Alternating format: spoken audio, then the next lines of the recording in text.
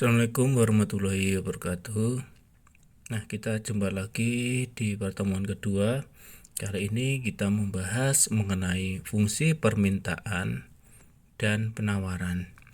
Nah, dalam materi ini ada beberapa hal yang nantinya Anda disuruh untuk menghitung dan membuat kurva mengenai fungsi permintaan dan penawaran. Jadi, nanti ada rumusnya, kemudian Anda harus menghitung.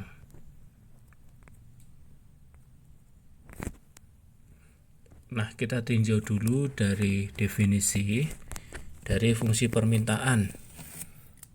Fungsi permintaan adalah suatu persamaan yang menunjukkan hubungan antara kuantitas produk yang diminta dengan faktor-faktor yang mempengaruhinya. Perilaku konsumen dan harga dapat dianalisa dengan kajian matematis menggunakan fungsi permintaan. Fungsi permintaan ini menggunakan sudut pandang pembeli atau konsumen. Nah, hukum permintaan adalah apabila harga produk naik, maka jumlah produk yang dimintakan turun dan sebaliknya. Jadi hubungan antara harga dengan kuantitas produk yang diminta merupakan hubungan perlawanan arah atau terbalik. Sehingga gradien atau kemiringan dari fungsi permintaan akan selalu negatif. Jadi ini yang perlu Anda tekankan, itu adalah bahwa fungsi permintaan ini adalah sudut pandangnya itu dari pembeli atau konsumen.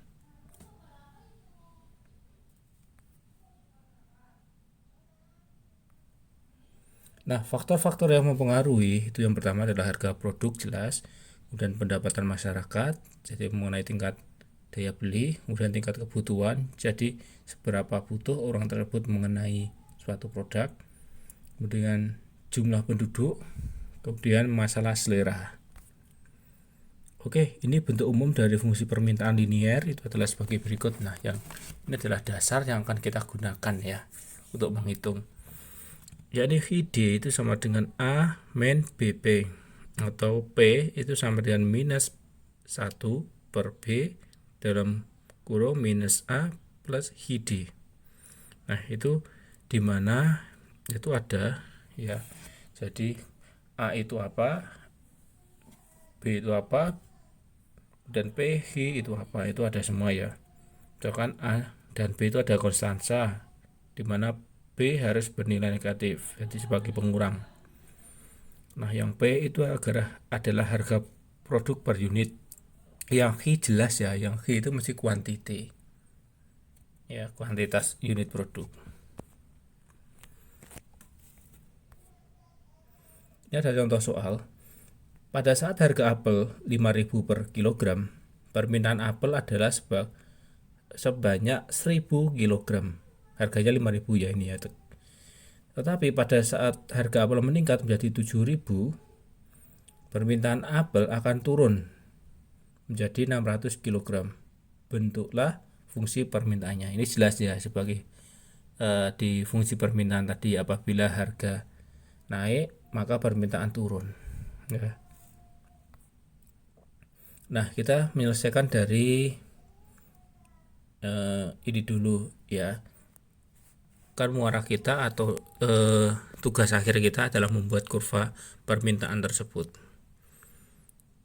Nah, dari nilai yang diketahui tersebut, maka digunakan rumus persamaan garis melalui dua titik. Ya. Jadi ini sebenarnya ini adalah rumus yang wajar ya, atau rumus secara secara umum lah, apabila ada dua pernyataan. Tadi kan ada yang harga 7.000, permintaan adalah 1.000, kemudian ada harga naik, ini tadi ya harga 7.000 maka permintaannya menjadi 600. Jadi yang menggambarkan hal tersebut adalah dengan menggunakan rumus ini. Y min Y1 per Y2 min Y1 sama dengan X min X1 per X2 min X1. Ya, Kemudian kita dapat menerapkannya ke dalam price dan quantity. P besar itu dikatakan sebagai price. Bentar, ini saya kasih pointer. Nah ini ya, P besar itu adalah price. Nah I itu adalah quantity ya. Jadi ini menunjukkan quantity atau kuantitas. Oke, kita masukkan saja. Yang pertama, misal P1 tadi harganya berapa? Harga yang pertama adalah 5.000. Jadi P min 5.000 ya. Kemudian yang harga kedua dimasukkan 7.000 min 5.000 ya, sama dengan Hi min permintaan pertama tadi adalah 1.000 per Q2 nya berapa? Q2 nya adalah 600 min 1.000. Oke. Kemudian ini tinggal kita masukkan saja ya, kita masukkan saja nanti sehingga menghasilkan minus 400 P min 5.000 sama dengan 2.000 Q min 1.000. Jadi ini tinggal nantinya kita substitusi saja. Nah untuk cara substitusi kemarin kita sudah belajar juga bagaimana cara substitusi, sehingga kita langsung saja katakan rumusnya adalah Q sama dengan 2000 minus 0,2 P ya, seperti itu ya. Jika dari bentuk fungsi permintaan di atas akan diubah menjadi bentuk P sama dengan FQ, maka minus 0,2 P sama dengan 2000 min Hi ya. Sehingga kalau P-nya ini harus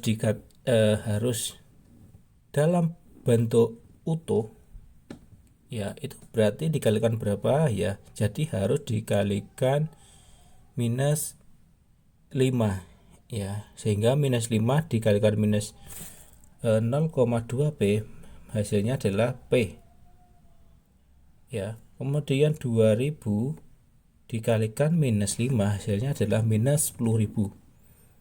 Dan minus Q dikalikan 5 sama dengan 5Q, seperti itu.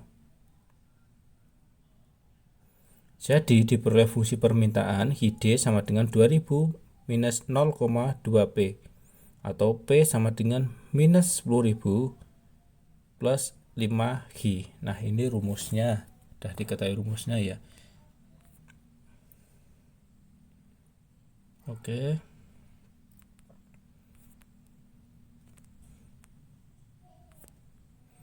Nah sehingga kalau kita sudah mendapatkan rumus letak tadi ya, kan sudah jelas tadi ya, P nya berapa, Q nya berapa ya.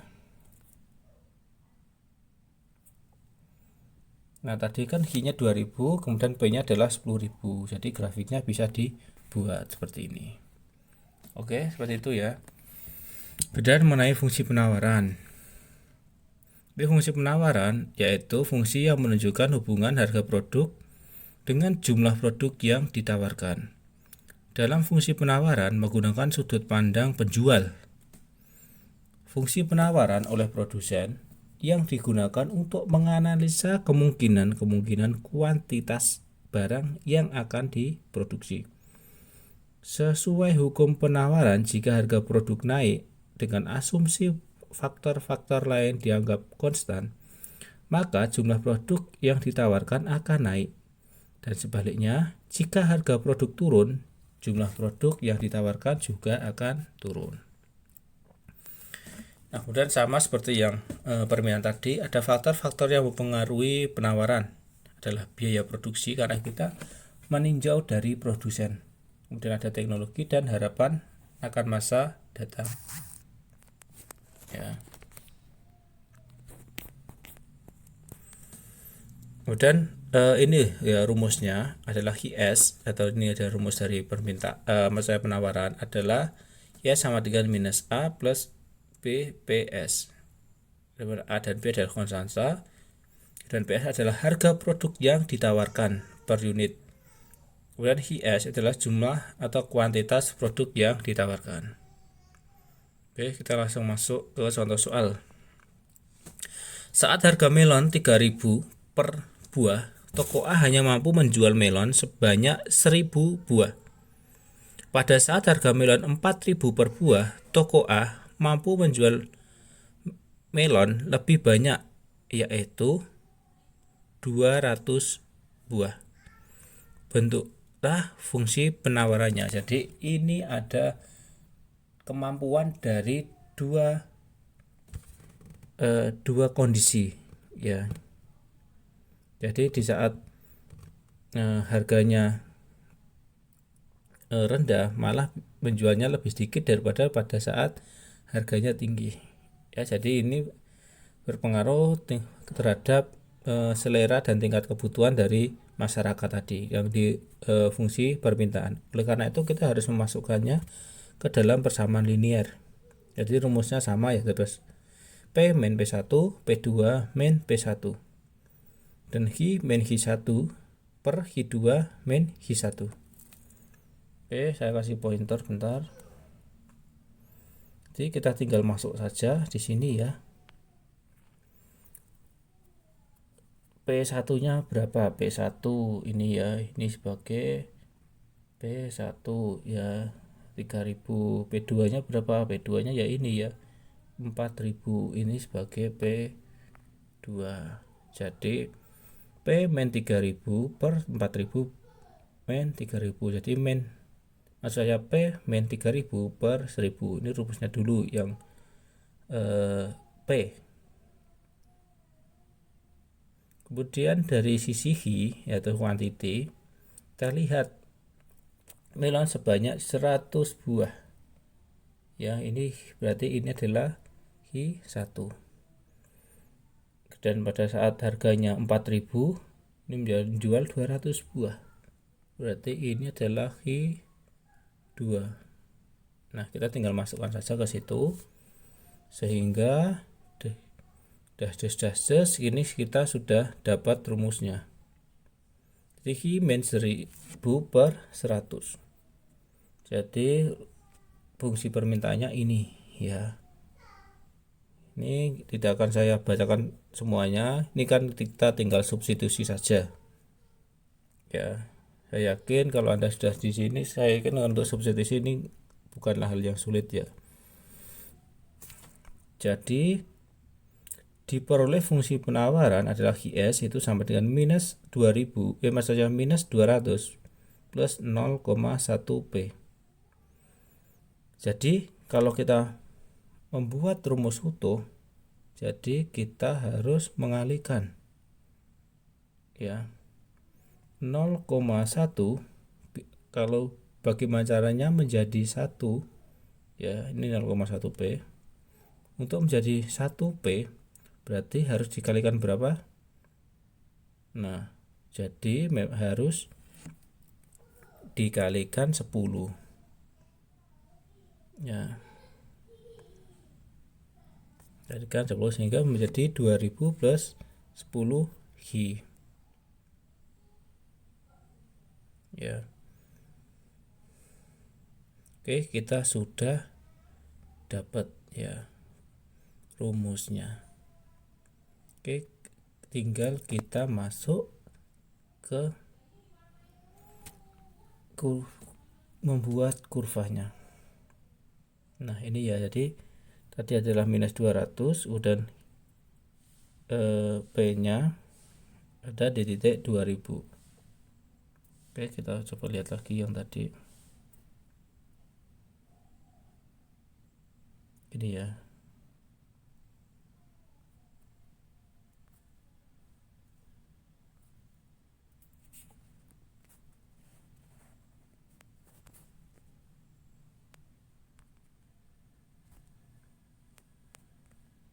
Nah, ini kurvanya tadi.